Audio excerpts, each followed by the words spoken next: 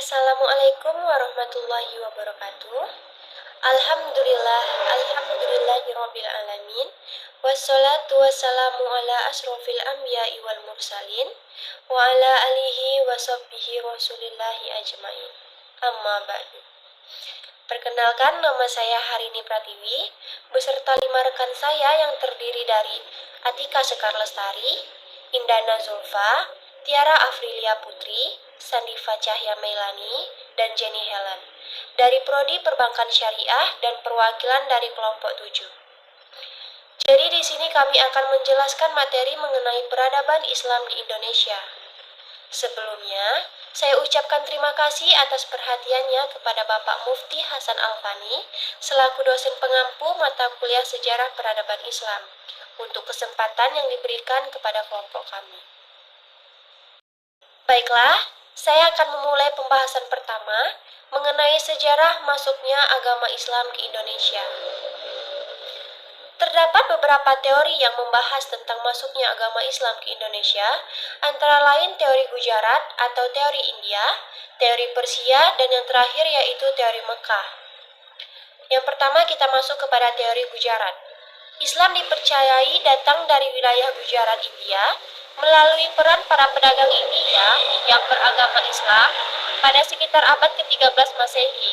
Ini dibuktikan kurangnya fakta yang menjelaskan bangsa Arab dalam menyebarkan agama Islam ke Nusantara. Yang kedua yaitu ada teori Persia. Islam tiba di Indonesia melalui peran para pedagang asal Persia yang dalam perjalanannya singgah ke Gujarat sebelum ke Nusantara sekitar abad ke-13 Masehi. Yang ketiga ada teori Mekah. Islam dipercaya tiba di Indonesia, dibawa langsung dari Timur Tengah melalui jasa para pedagang Arab Muslim sekitar abad ke-7 Masehi. Teori ini diperkuat dengan pendapat Dr. Hamka yang menyatakan bahwa masuknya Islam ke Indonesia langsung dari Mekah pada abad ke-7 Masehi. Assalamualaikum warahmatullahi wabarakatuh. Perkenalkan, nama saya Jenny Helen akan menjelaskan mengenai perkembangan Islam di Indonesia dan berdirinya kerajaan-kerajaan Islam di Indonesia. Setelah masuknya agama Islam di Indonesia atau perkembangan Islam di Indonesia terjadi secara cepat. Perkembangan dan persebaran agama Islam di Indonesia ditandai dengan adanya kerajaan Islam yang muncul di penjuru wilayah Indonesia. Kerajaan-kerajaan Islam di Indonesia umumnya dipimpin oleh seorang sultan. Assalamualaikum warahmatullahi wabarakatuh. Assalamualaikum warahmatullahi wabarakatuh. Perkenalkan, nama saya Sandifa Cahya Melani. Di sini saya akan menjelaskan mengenai kerajaan-kerajaan Islam. Dalam perkembangan selanjutnya, Islam menempati posisi penting dalam percaturan sosial ekonomi dan sekaligus percaturan politik. Kekuatan sosial politik itu semakin mantap ketika lahirnya lembaga-lembaga politik seperti kerajaan-kerajaan Islam.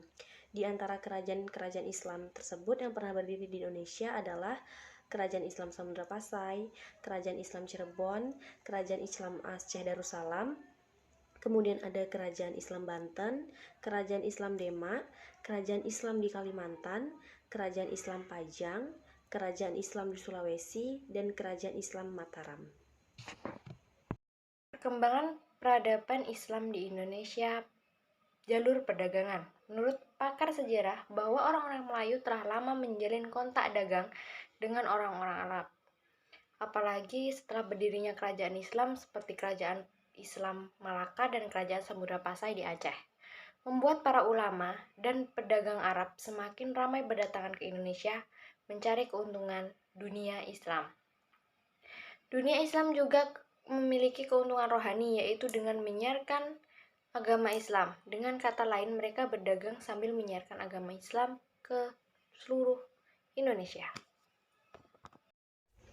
Kemudian selanjutnya saya akan membahas mengenai perkembangan peradaban Islam di Indonesia di jalur perkawinan. Menurut pakar sejarah, bahwa di antara pedagang Muslim tersebut ada yang menetap di Indonesia dan menikah dengan penduduk Indonesia, sehingga mereka menjadi keluarga Muslim serta menjadi penyebar agama Islam yang gigih. Assalamualaikum warahmatullahi wabarakatuh. Perkenalkan, nama saya Indana Zulfa. Di sini saya akan melanjutkan materi mengenai perkembangan peradaban Islam di Indonesia dalam jalur pendidikan. Menurut pakar sejarah, bahwa pesantren juga merupakan salah satu lembaga pendidikan yang paling strategis dalam pengembangan Islam di Indonesia, di mana para mubalik atau dai yang menyebutkan Islam di seluruh pelosok Nusantara.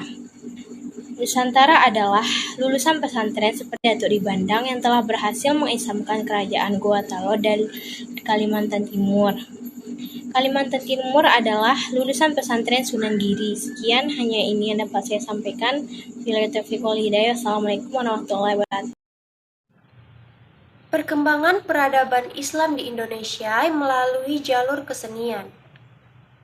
Menurut sebagian pakar, bahwa penyebaran Islam juga melalui kesenian berupa wayang, sastra, dan berbagai kesenian lainnya. Pendekatan jalur kesenian dilakukan oleh para penyebar Islam seperti Wali Songo untuk menarik perhatian di kalangan mereka, sehingga tanpa terasa mereka tertarik kepada ajaran Islam. Sekalipun pada awalnya mereka tertarik karena media kesenian tersebut, lalu kemudian mereka masuk Islam. Salah satu dari Wali Songo itu termasuk Sunan Kalijaga, yaitu sosok seniman wayang yang tidak pernah meminta bayaran pertunjukan seni, tetapi ia meminta para penonton untuk mengikutinya mengucapkan kalimat syahadat. Sekalipun dalam cerita wayang tersebut masih dipetik dari cerita Mahabharata dan Ramayana, namun di dalam cerita tersebut telah disisipkan ajaran dan nama-nama pahlawan Islam. Selain wayang, terdapat juga kesenian-kesenian lain yang dijadikan media islamisasi seperti sastra, hikayat, babat, arsitektur, seni ukir, dan sebagainya. Perkenalkan, nama saya Tiara Afriya Putri. Saya akan menjelaskan mengenai jalur politik. Menurut para pakar sejarah bahwa penyebaran Islam di Indonesia tidak terlepas dari dukungan yang kuat dari para sultan. Misalnya di Pulau Jawa, ada Kesultanan Demak yang merupakan pusat dakwah dan menjadi pelindung perkembangan Islam. Begitu juga raja-raja lainnya di seluruh Nusantara, termasuk Raja Gorontalo di Sulawesi Selatan, melakukan hal yang sama sebagaimana yang dilakukan oleh Demak. Sama halnya para sultan di Nusantara melakukan komunikasi bahu-membahu dan tolong-menolong dalam melindungi dakwah Islam di Nusantara. Bahkan oleh sebagian pakar menyebutkan bahwa keadaan inilah yang kemudian menjadi cikal bakal tumbuhnya negara. Perkembangan peradaban Islam di Indonesia melalui jalur tasawuf. Menurut pakar sejarah juga, bahwa ajaran tasawuf merupakan bentuk ajaran Islam yang diajarkan kepada penduduk pribumi Indonesia yang memiliki kesamaan dengan alam pikiran penduduk pribumi Indonesia yang sebelumnya menganut agama Hindu, sehingga agama baru atau ajaran Islam pun dengan mudah dimengerti dan mudah diterima mereka. Sebab kehidupan mistik bagi masyarakat Indonesia sudah menjadi bagian dari kepercayaan penduduk pribumi Indonesia. Oleh karena itu, penyebaran Islam melalui jalur tasawuf atau ajaran Islam yang berbau mistik ini mudah diterima karena sesuai dengan alam pikiran masyarakat Indonesia. Demikianlah presentasi dari kelompok kami. Saya Harini Pratiwi selaku anggota kelompok 7 mengucapkan terima kasih kepada rekan-rekan yang turut berpartisipasi pada pembahasan materi kali ini. Saya akhiri dengan wabillahi taufiq wal hidayah. Wassalamualaikum warahmatullahi wabarakatuh.